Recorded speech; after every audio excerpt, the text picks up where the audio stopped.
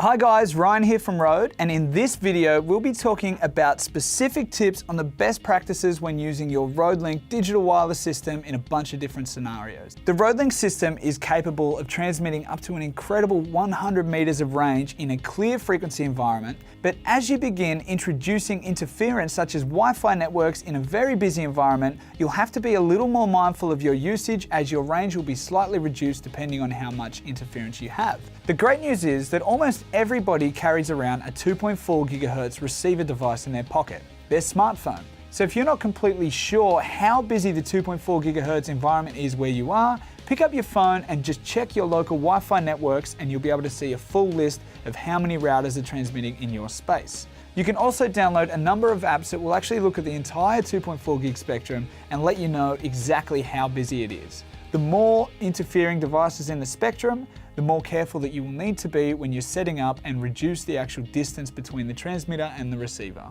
Now let's talk about a couple of specific scenarios. While if you're setting up in a sit-down interview, often the best method of miking the talent is with a cabled microphone or a shotgun mic.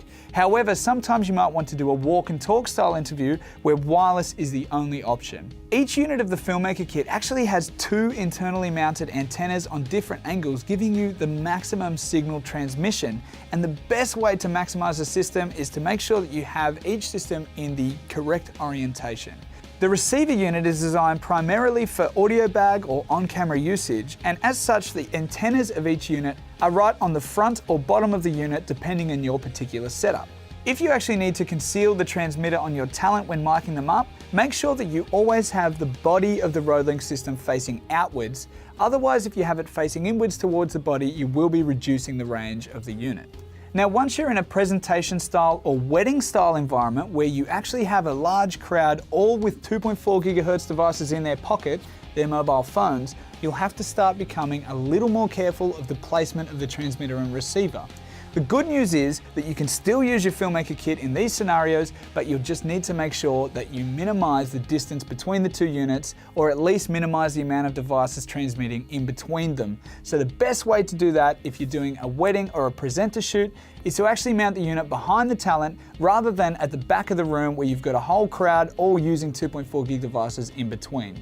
If you happen to need to route it all the way up to a mixing desk, you can simply plug the receiver unit into a standard DI box and that will balance the signal as it goes back to the mixing console. Another perfect scenario for the Filmmaker kit comes from its namesake, filmmaking, where you might actually have a wide shot that you can't get a boom mic close enough to mic up your talent. The good news is that you can run up to 8 Filmmaker kits all at once in the same room so you can mic up multiple talent in the same space.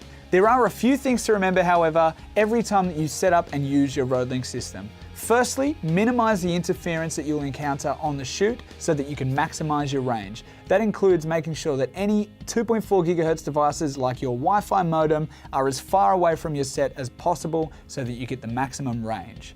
Secondly, wherever possible, minimize the amount of walls or large physical objects between the transmitter and receiver unit.